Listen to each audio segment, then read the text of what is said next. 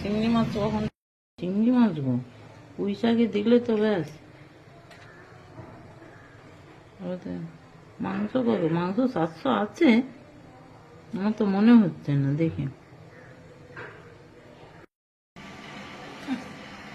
মাংস ম্যারিনেট হচ্ছে এখন। আদা রসুন সব দিয়ে দিয়েছো, পেঁয়াজ, জিরে গুঁড়ো, ধনে গুঁড়ো।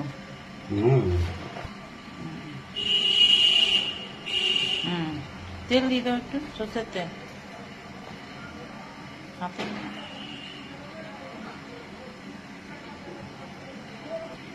নুন দাও নি তো?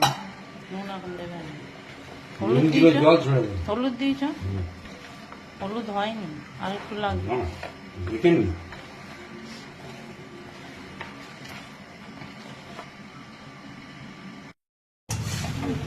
বলো কি বলবো আর, এই হচ্ছে চিংড়ি আর পুঁই শাক, আলু, কুমড়ো সব দিয়ে একটা ঘন্ট হবে।